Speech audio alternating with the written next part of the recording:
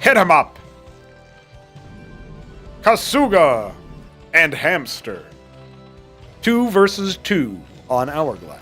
I believe this is a map by Jujic, actually. Let's see how this 2v2 gets. I'm really surprised that HitEmUp and Shambler are on the same team, first of all. Pretty good. Pretty good. Now, HitEmUp is here in the top right as our Dark Bronze, I believe. No, Dark Olive. Dark Olive Zerg. And Shambler, our White Terran in the top left, seems to be going for a relatively early scout. We do have Kasuga in the bottom right here, aligned with Hamster. Hamster, the Deep Periwinkle Zerg. Kasuga, the Coral Protoss. There you go. Doesn't look like the bottom team going to be bothering to scout anytime soon. Hamster going for a Larvosk first. Now, I've heard that 2v2s can be really cheesy, so I'm interested in seeing what these two players have decided to go for. These are 1,500 minerals, so you don't have the same luxury as your other homies, your other maps that are 2K and 1v1. You can't really stick it out on the same degree, but I'm sure that's still fine. You know, it seems like it'll be just fine. For the early game, at least. Legionnaire start for Kasuga. He's going to clear the scout. Of course, it will be scouted out as 2 gate.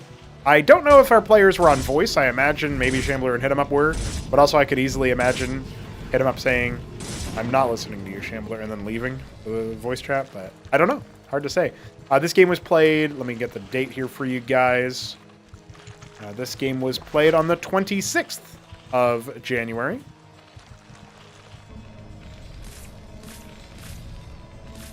You know, it's kind of sick that we have 2v2, obviously 4 players. We need all 4 of them to be different races now if they want to show off all the different races in the game.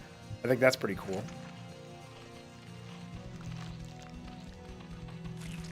And that means when we add another race to the game, you'll need to play 3v3 to show off all the different races. Pretty cool. Alright, double Folk, Vulture out. It'll deal with this Legionnaire just fine. Just seeing a scout, seeing if he can maybe pop a few mines on the way out. Couple Zets from our Zerg on the bottom. Lower team. Also, I will say the team balance is probably skewed slightly in favor of the top dogs here. Kasuga is a Class 2 player. At the time of playing, all 3 of the other players were Class 1, so the Shambler was ranked number 10, so at the very bottom of that. With HitEmUp obviously up towards the top. And Hamster a bit more in the middle. I think he was like 5 or 6 at the time of this particular match being played. Very slightly skewed in favor of the top team. But team games can be funny, you know? It doesn't always show you the same individual level of skill. Nice little minefield being set up here on multiple fronts, and the expansion for the gas being taken. It's worth noting HitEmUp went to a mineral-only base. And I'm not sure he knows that, but that's where he's going. Kabbalist is trying to slip the net here. There is no detection.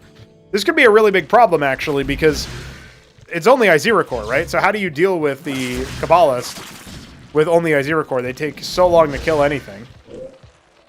If these were all Hydras, that would be a different story. So 3 workers already gone down, make it 4. Kabbalist hasn't even lost shields yet. Not exactly it's kind of like jumping in a little bit too frequently to not take some hull damage.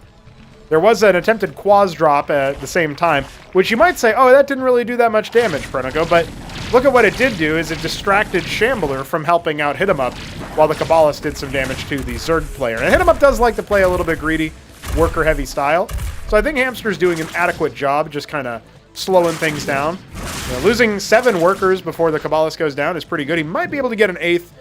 It might honestly be better to just say, screw it, I'm going to leave the Kabbalist.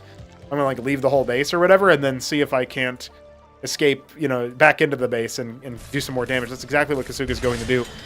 Yeah, behind this, only Hamster is expanded in the lower team. It was a 1-base play here for Kasuga so far. Went for a 3-gate start. Reasonably sized mech army, however, there are no add-ons for those fulcrums. The star pad is coming up for Shambler's own detection. You don't need to be as concerned about the Kabbalist and the Terran base, as one-shotting workers is not something that the Kabbalist can do. Nice initial mine hit, and good enough micro from Shambler to mostly not do any damage to himself there. from that Zeth run by. Remember also that while HitEmUp made a couple Ovoleths to detect, Hamster's Ovoleth from that drop is already dead. I think that might have been a bit of an overextension. You want to keep the Ovoleth alive if you can, in the same way that it's usually better to keep the Kabbalist alive as well. Also, in team games with Terran, you can repair any units, so pretty useful then. Oh, goodness. It's pretty useful then to have a Terran ally, and, you know, the Kabbalist could be repaired right now if Hamster is playing Terran, for example, but it takes a little bit longer for the Zerg to provide healing to their allies. You need a tier 3 for that.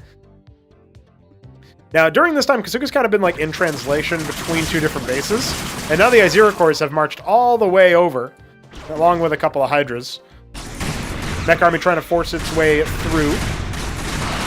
Only one Lake is here. I mean, Hamster's very limited in the amount of power that he has. Zoryus are doing quite a bit of friendly splash damage, courtesy of the fact that the Cyclops have to stand up to them. And the detection was not brought down here for Shambler just yet, so the Lake is count is high enough that he will be reposted. Does look like Kasuga sent in some reinforcements, but he's more or less, you know, left under strength versus the Zerg in his own territory. Double hatch at the third base, this one with gas, and it looks like HitEmUp wants to take that gas concentration in the 12 o'clock. Kasuga's taken it down here, and Hamster donated 2 workers towards capping the ridges. So this is a very nice position for Kasuga to be harvesting from. Oh shit! I can't give much, homie, but here's this. Much love, feel better, praying for your speedy recovery. Thank you, homie, and I appreciate the $15 dollar. Hope you're having a good time. That's $15 closer to a 2v2 tournament. More games like this will be coming your guys' way, especially once we reach that threshold there. People are going to play a lot of practice ones. Zet's coming in for a little bit of a run by. This is actually pretty good. There are some Matadors here. Unlikely to get too much damage dealt, especially as they were tasked onto the Fulcrum. But they can go into the mineral line. They're causing some confusion in the midst of it all. A Crucible adding to the development here for Kasuga. Patch for that gas base. Hamster now under some duress, but I don't think Shambler can stick around for much longer. And now Kasuga's army's moving down. Bottom right mineral base being taken. Big saturation going to be up here at that gas base soon. Anseal allowed that one Lake is to go down, but the Zoryus are running at large now, kind of running amok. The Cyclops gave so many Rilla Rokors over before it died, so the Zoryus ended up doing a ton of damage. Now that Gateway army with the Vagrant support able to beat HitEmUp's army back on the right side. Shambler's still trying to contest with this mech army, but his Goliaths are starting to falter. This whole time, you know, Hamster has basically not made much of anything besides a few Zeths for run-bys and the Shroud units. He's just slowly scaling up and acting as a bit of a support by getting this set up here as well. So it's definitely some team play there. The Crucible is the only tech so far, and we are going to see double Unitary. Okay, so clearly Kasuga wants to favor some, you know, maybe some Unars, maybe even a couple Vibrances would be a good choice. A lot of macro hatches coming for HitEmUp though, and he has no gas harvesters yet at 12, but he's pretty well saturated, I would say, over here in the top right, and he can start setting up his mineral mining at the 3rd and his gas mining at 12. Yeah, in fact, he's going to do just that. By the way, one thing you can do is, you know, Hamster, for example, could harvest resources here and go for a bit of a... Like, he could be returning to the Nexus and getting the money for it, even though it's his ally's town center. So that's a pretty nifty thing. I love the Zoryus drop. It actually speeds the Ovoleths up as they move forward, which is uncanny. It's not something you see too often. Not something you see too often either is the Zoryus drop itself, so probably for good reason. It's not really going to get too much done here. But it does force a pretty heavy committal from the defending player, just purely because it takes so much firepower to bring down a Zoryus.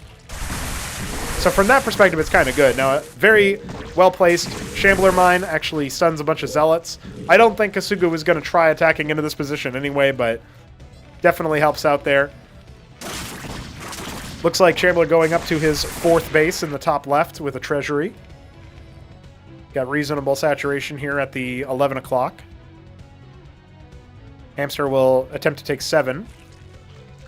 Architects are coming out. That's what Kasuga wants. That's kind of interesting. It's pretty reasonable to use Architects versus the Terran army.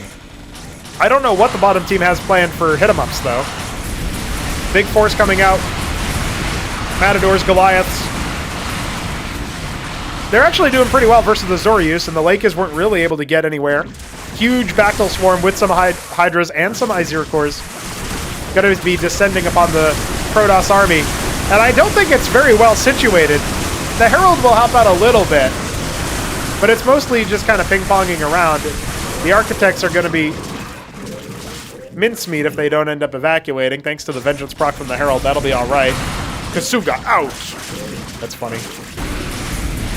Lake is burrowing in the front line. The Ant Seals are there to detect it, but oh no, they end up burrowing a little bit awkwardly and unburrow at the last second. The Matador is getting right on top and deploying for that extra armor.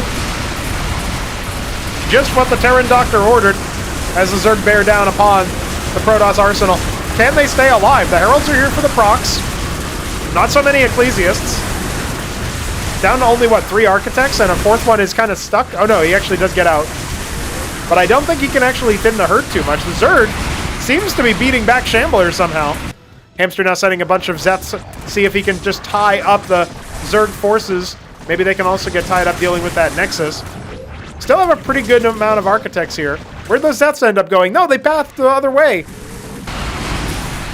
And a remax of HitEmUp units coming out. 24 Skittercores in the production tab for a moment there. Absolute chaos in Bedlam. A single Acantor, a burrowed Lake is in the back. I think many of the Architects have fallen. And Hamster is going to call GG as he is beaten back by a combination of Zerg and Terran forces. Kasuga will also bow out, and that was a pretty sick 2v2. Couldn't even see the Skittercores in action, but that would have been the nail in the coffin for sure. Very nice to see some team games in action. It takes a lot to try to follow them, and I am a little bit under the weather.